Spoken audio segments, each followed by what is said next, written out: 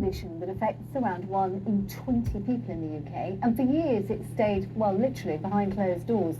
Now, though, a film is being made in Leicester to shed some light on hoarding. Now, the aim is to talk more openly about the issue affecting many people's homes, and indeed try to help those who are affected. As Cameron Moses reports, it's come from some very personal experience too. Ava remembers her childhood home as a place full of amazing things and adventures. The day she returns home from university, however, everything changes. This animation is not just a creation. Of all the things is the real-life story of how Steph came to understand her own mother was a hoarder and tried to tackle it. I didn't know it was a problem, you see, so when I moved back from university I realised it was a bit of a problem. My mum was really struggling and I had some shame about it as well because it was kind of like a secret and I was trying my best, but at that time, because there was no good advice around, maybe I was doing all the wrong things and I wasn't helping her, I was kind of making it worse. With this film project, I wanted to show that there are other ways to help, and like accepting it is a big part of that. In 2018, the WHO officially classified hoarding disorder as a mental health condition in its own right. Accepting the film's aim invited guests at a Special Ideas screening in Leicester. Some homes are hoarded from the point of view of the emotional attachment to items.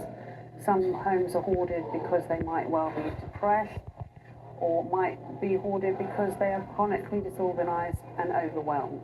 Hoarding is complex, so the more that we can understand what that person's going through, the more we can help people. And I think this film is really done very sensitively and helps reduce the stigma. And other organisations are also opening their doors. Leicestershire's fire service has even set up its own hoarding peer support group. I'm not going to lie, it is a huge fire risk. The more items you have in your home, the quicker that fire can spread.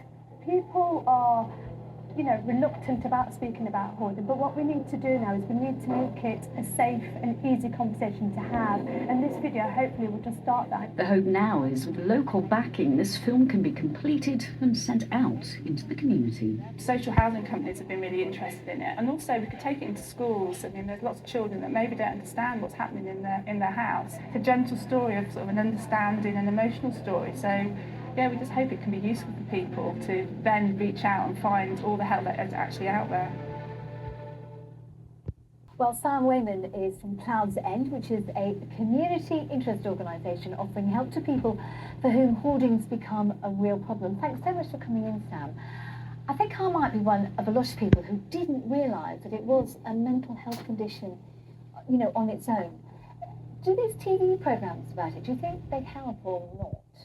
I think they're certainly helpful for raising awareness. I think, as you say, many people aren't aware of hoarding as a problem, as a mental health condition. So it definitely helps bring the spotlight onto this issue. And how do you know if you've got a problem? Because I think most of us keep a load of stuff that we don't actually need. For sure. I think it becomes a problem when somebody's home can't be used for its intended purposes. When people can't cook in their kitchen, they can't clean in their use their bathroom as attended, or can't sleep in their beds. That's when we kind of say, okay, this is where it needs support. Do people kind of look at the home and think, oh crikey, now I have got a problem? And if they do, what do they do then?